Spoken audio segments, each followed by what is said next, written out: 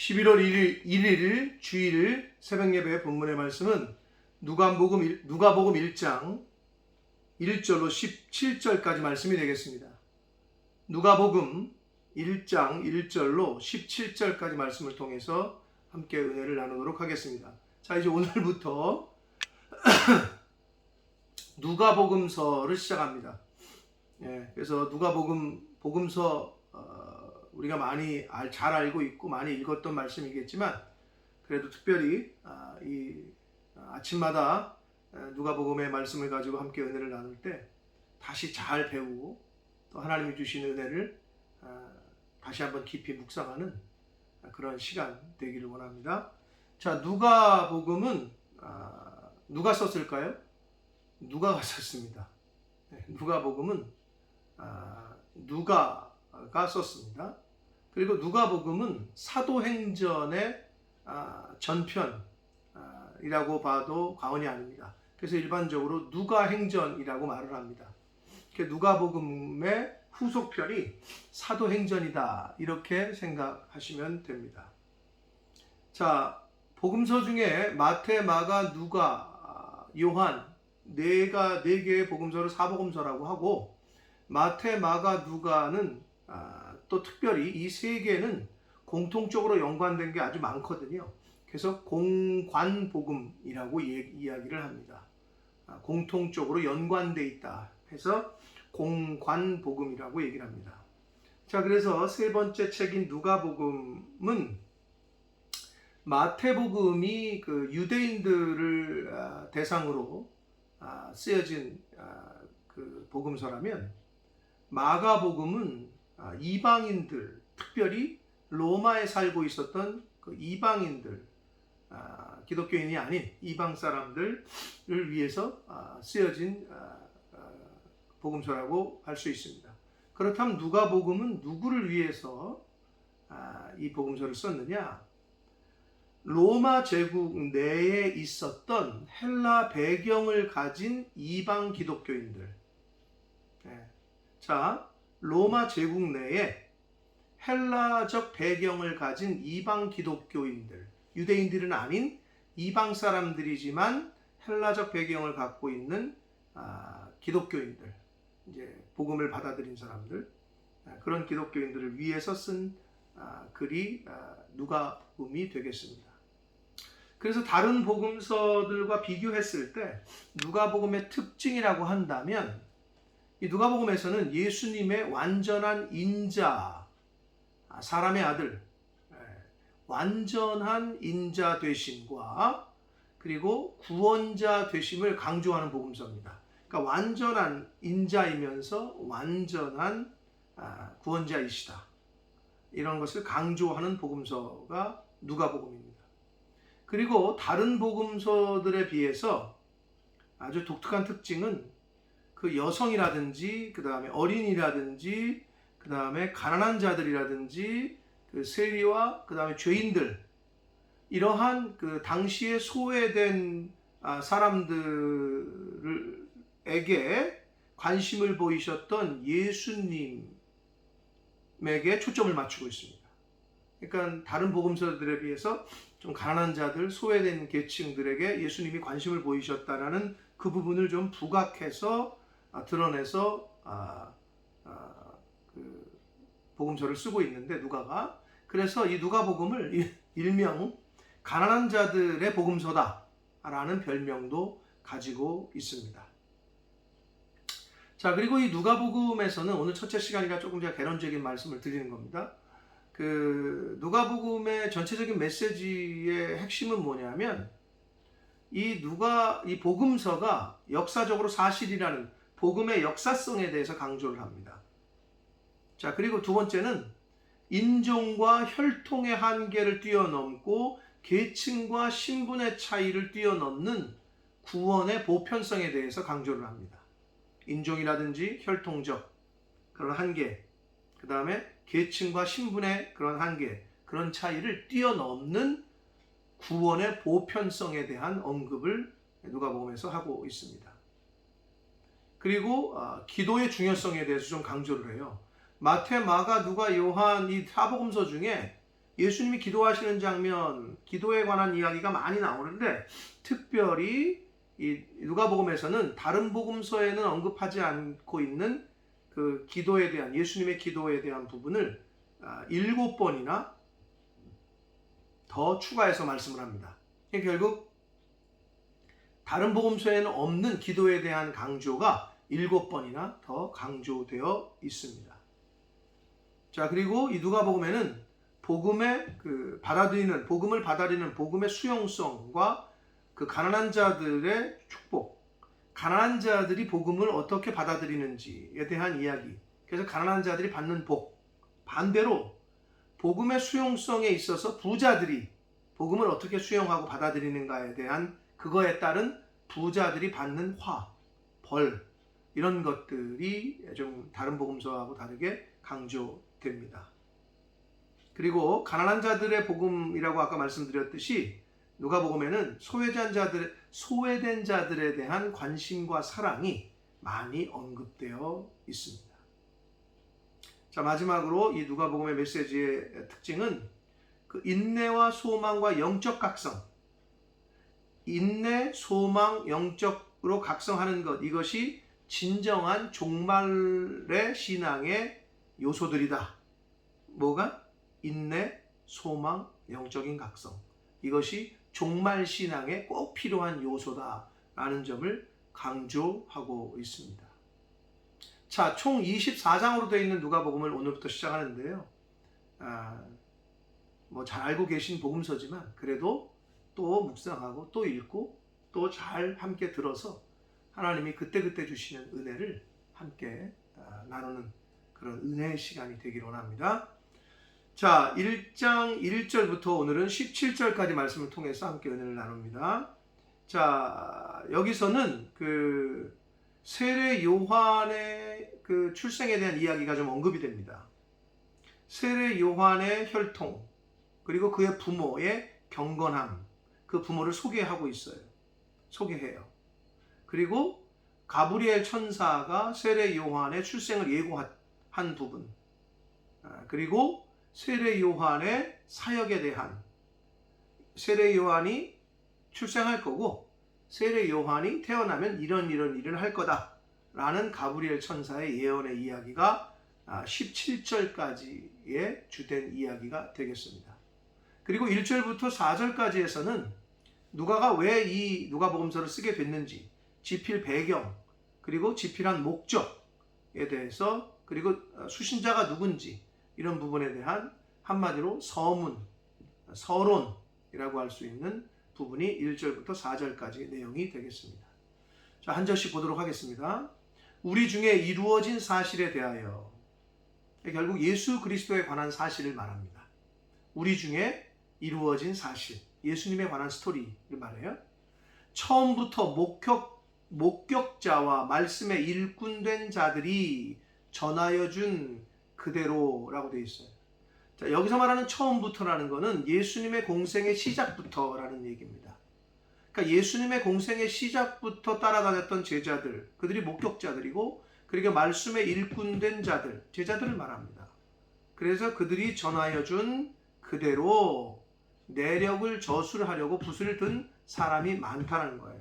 결국은 당시에 예수님이 승천하신 이후에 예수님에 관한 그 이야기들을 전하기 위해서 붓을 든 사람들이 많다는 거죠.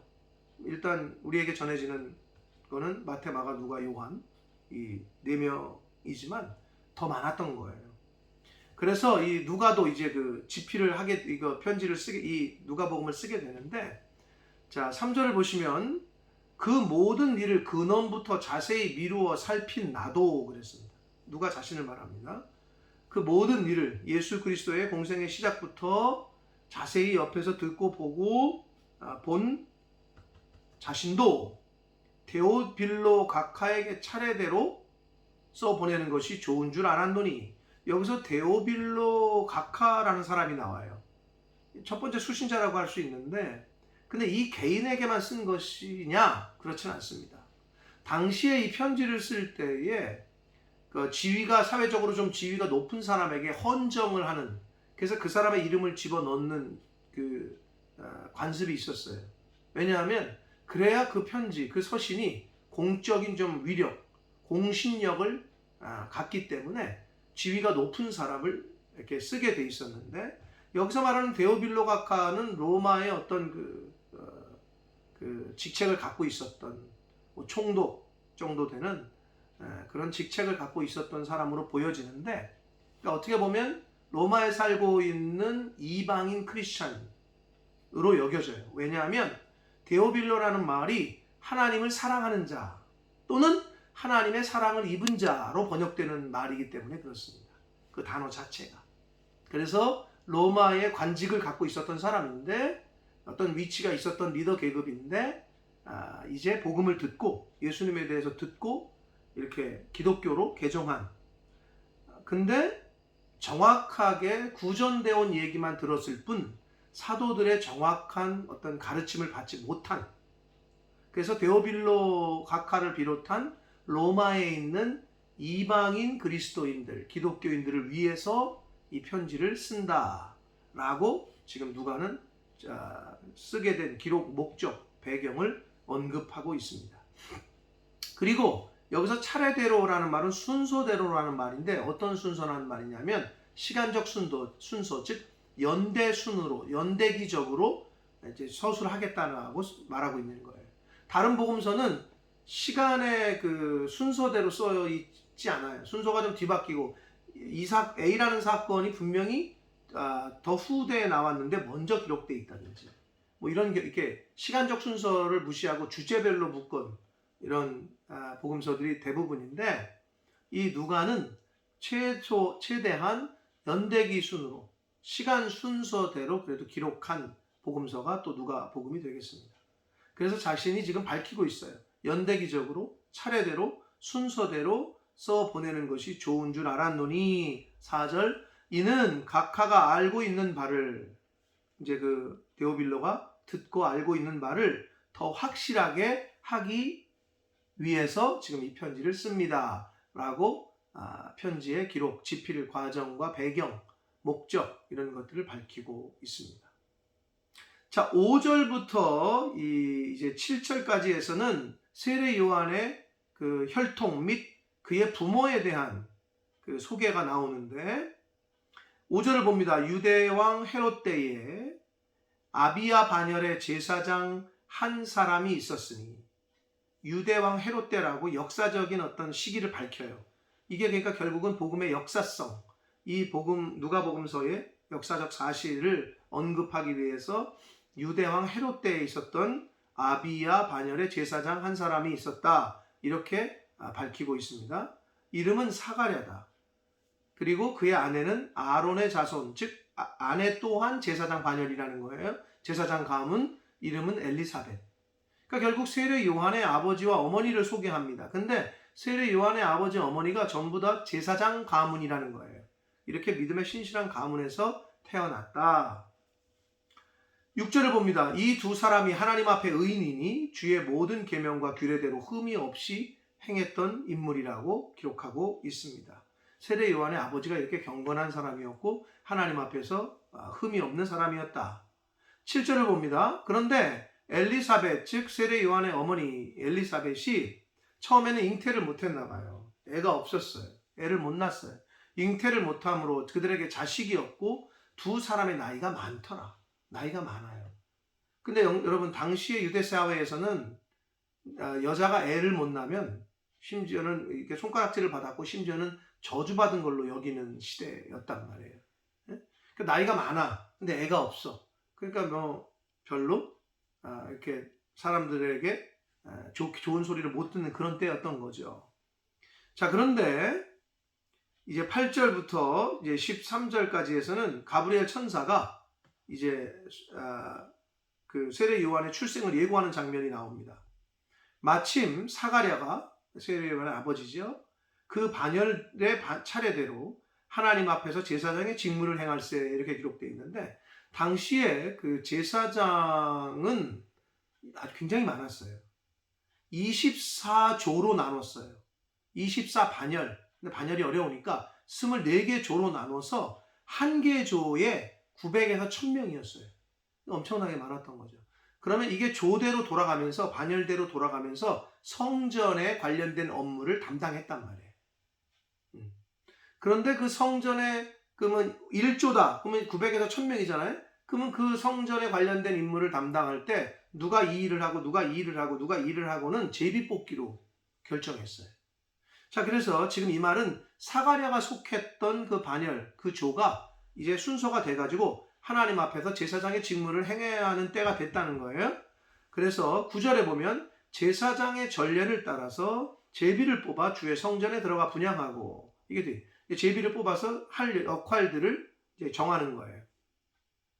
10절 모든 백성은 그 분향하는 시간에 밖에서 기도하고, 11절 주의 사자가 그에게 나타나 향단 우편에 섰다. 사가랴에게 나타난 거예요. 가브리엘 천사가.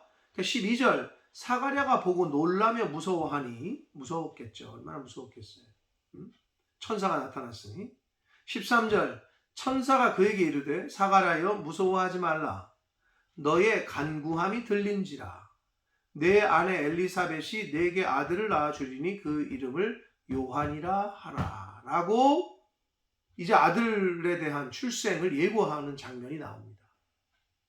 여러분, 여기서 이제 저희가 조금 묵상하고 생각을 해야 될 게 뭐냐면, 아들을 낳을 거라고 하는데 이름을 요한이라고 하는데, 세례 요한의 출생을 예고하는데, 사가랴는 제사장이에요.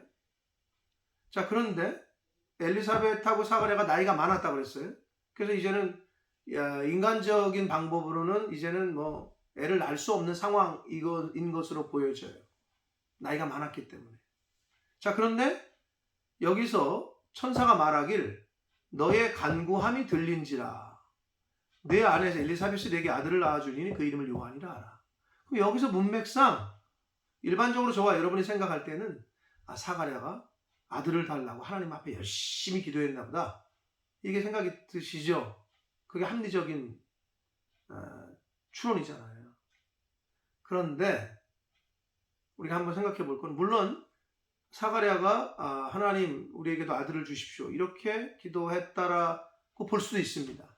그래서 저는 이 부분에서 과연 제사장의 임무를 하러 지금 성전에 들어간 자신의 조가 이제 행할 때가 돼서, 그리고 성경에 보니까 하나님 앞에서 의인이었고 흠이 없이 행하던 아주 하나님 앞에 신실한 제사장이었다고 성경은 기록하는데, 그렇게 하나님 앞에서 신실한 제사장인 사가랴가 자신의 그 임무를 하기 위해서 때가 돼서 이제 성전에 들어가서 그런 간구를 했을까?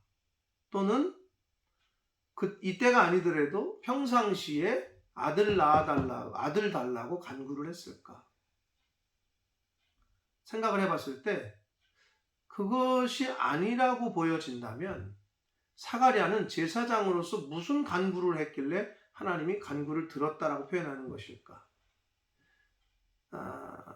제사장의 역할은 모든 백성을 대신해서 하나님에게 간구하고 중보하는 거잖아요. 결국은 이 사가랴는 제사장으로서 이스라엘 백성들, 자신의 백성들을 축복하고 하나님 앞에 그 백성들을 대신해서 기도를 하는 그러한 간구를 한 것이 아닐까. 즉 자신의 직무, 사명을 다하는 기도를 하지 않았을까. 그랬을 때 하나님이 보시고 사가랴와 엘리사벳을 통해서 세례 요한을, 아들을 인간적인 방법으로는 이제 다 할 수 없는, 낳을 수 없는 나이지만 이렇게 은혜를 주신 게 아닐까라는 생각도 해보게 됩니다. 결국 하나님의 나라와 의를 구할 때 하나님께서는 우리가 구하지 아니한 우리에게 있을 필요를 채워주시는 분이다 라는 측면에서도 우리가 한번 생각을 해볼 수 있습니다.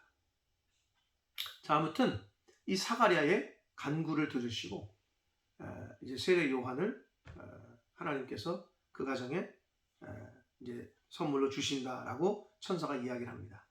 자, 14절을 봅니다. 이때부터 마지막 오늘 단락인 17절까지에서는 세례 요한이 이런 사역을 하게 될 거다라는 가브리엘 천사의 예고가 이제 나오는데, 14절을 봅니다. 너도 기뻐하고 즐거워할 것이고 많은 사람도 그의 태어남을 기뻐할 것이다. 세례 요한이 태어나면 기뻐할 거라는 거예요. 이는 그가 주 앞에 큰 자가 되며 세례 요한이 포도주나 독한 술을 마시지 아니하며 구별된다는 거죠. 모태로부터 성령의 충만함을 받아 하나님께서 택하셨고 성령의 충만함을 받아 이스라엘 자손을 주 곧 그들의 하나님께로 많이 돌아오게 하겠습니다. 라고 기록하고 있습니다. 그러니까 세례 요한을 하나님이 왜 보내시냐? 하나님께서 구별하여 성별하여 세우셔서 이스라엘 백성들을 그들의 하나님께로 많이 돌아오게 하기 위해서 세례 요한을 이 땅에 보내셨다는 거예요. 자, 근데 세례 요한은 예수님의 메시아로 오시는 예수 그리스도의 길을 예비하는 자였어요. 세례 요한이 이스라엘 자손을 하나님께로 많이 돌아오게 하는 역할을 했다면 메시아로 오신 예수 그리스도는 이스라엘 자손뿐만 아니라 모든 인간, 모든 백성, 이방인들에게까지도 복음을 전하는 그러한 구세주로 이 땅에 오신, 이게 좀 차별이 됩니다. 분이다라고 말씀드릴 수 있습니다. 자, 이스라엘 자손을 하나님에게로 많이 돌아오게 하는 일을 할 거다. 자, 마지막 17절입니다. 그가 또 엘리야의 심령과 능력으로 주 앞에 먼저 왔죠. 6개월. 아버지의 마음을 자식에게, 거스리는 자를 의인의 슬기에 돌아오게 하고 주를 위하여 세운 백성을 준비하리라. 그런 역할을 할 거다라고 이제 가브리엘 천사가 세례 요한의 사역에 대해서 예고를 합니다. 자, 17절은 이 말라기 4장 5절에 그 말라기서가 끝나면서 구약이 이제 끝나면서 말라기 4장 이제 마지막 장에서 하나님께서 선지자 엘리야를 다시 보내실 것이다. 이런 말씀이 나와요. 그래서 아버지의 마음을 자식에게, 자식의 마음을 아버지에게로 돌이키게 하는 역할을 할 거다. 이제 그 말라기 4장 5절 이하에 대한 말씀을 지금 하고 있는 건데, 결국은 말라기 구약에 예언된 다시 보내실 선지자 엘리야는 결국 세례 요한이라는 걸 여기서 말씀하고 있고, 세례 요한이 엘리야의 심령과 능력으로 이렇게 여기서 말하고 있는데, 이 말은 엘리야에게 임했던 하나님의 그 능력, 하나님의 영, 이런 의미입니다. 그래서 그 영을, 엘리야에게 임했던 하나님의 성령과 하나님의 능력을 세례 요한도 받아서 예수님보다 먼저 와서 아버지의 마음을 자식에게 돌리고 자식의 마음을 아버지에게 돌리게 하고, 거스리는 자를 의인의 슬기에, 즉 안 믿는 자들을, 멸망으로 죽을 수밖에 없는 영혼들을 의인의 자리로 돌아오게 하는, 회개케 하는 그런 역할들을 감당할 거고, 주를 위하여 세운 백성을 준비하는 역할을 하게 될 것이다 라고 천사가 예언하는 장면입니다. 자, 사랑하는 성도 여러분, 자, 이제 누가복음은 오늘 우리가 시작합니다. 그래서 첫 번째 오늘 월요일 주일에 주시는 말씀을 통해서 17절까지 우리가 본문을 정해서 살펴봤는데, 세례 요한을 하나님께서 예수님보다 먼저 보내심으로 메시아로 오시는 예수 그리스도의 길을 예비하게 하셨는데, 결국 세례 요한이 오늘 17절의 말씀처럼 말라기에 예언된 엘리야로 이 땅에 하나님께서 보내셨고, 그래서 아버지의 마음을 자식에게, 자식의 마음을 아버지에게로, 즉 사람들이 회개하고 하나님께로 돌아올 수 있도록 하나님의 백성으로 준비하게 하는 그런 일들을 세례 요한이 했다라고 말씀하고 있습니다. 바라기는 오늘날 이 역할을 저와 여러분이 해야 될 줄 믿습니다. 많은 사람들의 그 영혼을 아버지에게로, 창조주에게로, 구원자이신 예수 그리스도에게로 돌리게 하고, 또 하나님의 마음이 그 한 영혼에게로 돌리게 할 수 있는 그 중보자 역할, 브릿지 역할을, 오늘날의 세례 요한의 했던 그 역할을 저와 여러분이 감당을 하고 해야 될 줄 믿습니다. 바라기는 21세기 오늘 현재의 이 시대의 세례 요한의 그 역할, 그 사명을 저와 여러분이 잘 감당하는 이 시대의 세례 요한으로 다시 오실 재림하실 예수 그리스도의 길을 예비하는 오늘날의 세례 요한으로 살아가는 저와 여러분이 되시기를 예수 그리스도 이름으로 축복합니다. 기도하겠습니다. 살아계신 하나님 아버지 감사합니다. 오늘도 복된 주일을 저희들에게 허락하시고 하나님의 말씀으로 전하고 들음으로 하루를 시작하게 해주시니 아버지 감사합니다. 아버지 오늘부터 누가복음을 저희에게 또 교훈해 주시고 알려주심으로 은혜 주시니 감사합니다. 복음서의 말씀을 통해 예수 그리스도의 이 땅에 오심과 십자가의 구속하심과 그 죽으심과 부활하심과 승천하심과 예수 그리스도에 관한 말씀들을 더 자세히 잘 배우고 더 묵상하고 더 잘 배우고 깨닫는 그런 시간으로 하나님 인도해 주옵소서.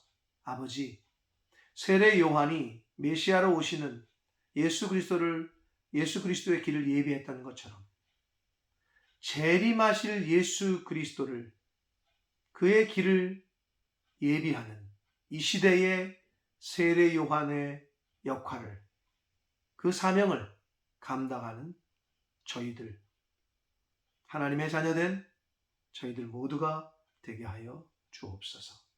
예수 그리스도 이름으로 축복하며 기도 올리옵나이다. 아멘.